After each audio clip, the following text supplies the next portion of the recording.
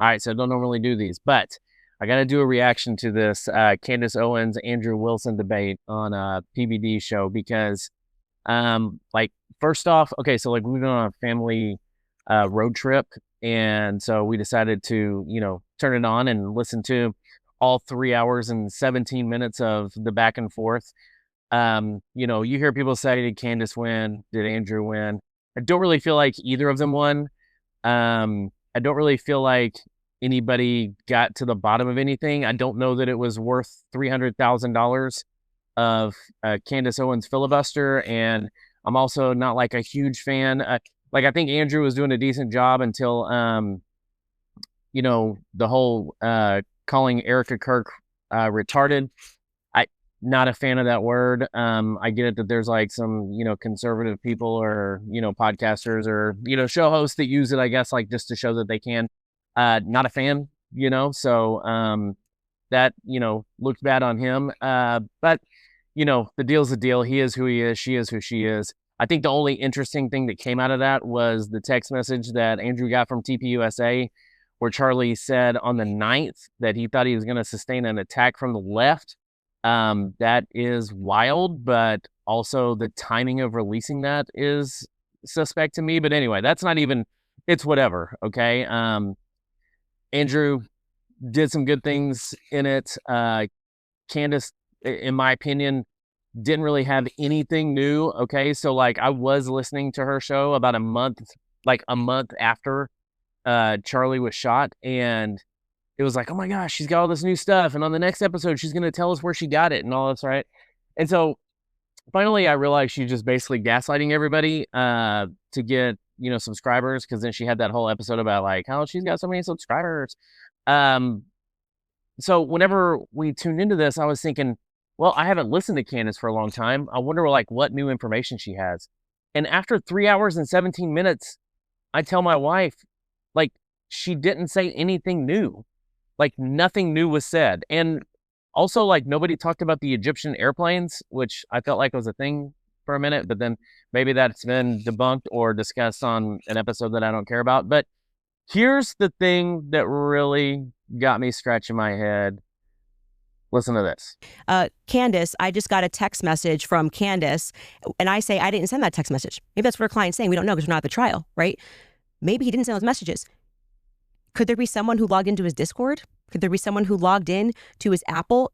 George could be sending text messages right now. We are married. He has every login that I have. And remember, he's up for a death sentence. So if I'm able to sow reasonable doubt with common sense, he may come during the trial, and when they actually have to address these points, say, I did not write those messages. I was here. Lance, my boyfriend, was logged into my phone, logged into my Apple ID and my iCloud sending messages. I know that we have the capability because my husband does it. He has the capability to send messages from my phone. Okay.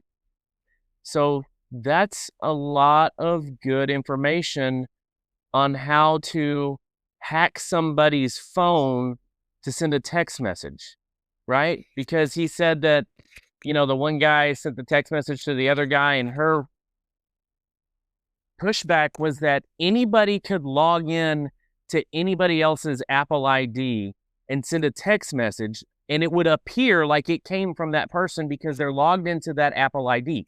She said her husband, George, does it all the time. Why?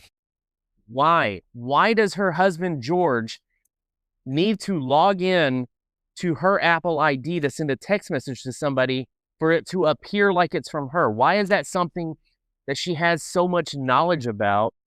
And why is it something that her husband, George, does all the time? That's confusing to me.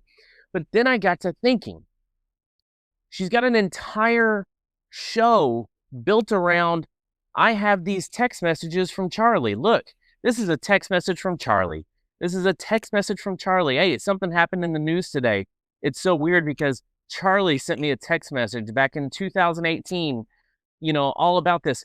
And I'm like, does nobody question, first off, why does she have screenshotted and saved text messages from somebody that's supposed to be like her best friend that now she puts all over the place all the time? But how many text messages do you personally have from somebody that sent you them in 2018? Are you somebody that has that? Do you just have screenshots somewhere so you can hold on to them? That seems weird to me. So then I start thinking, okay, she has a lot of knowledge about how to hack an Apple ID.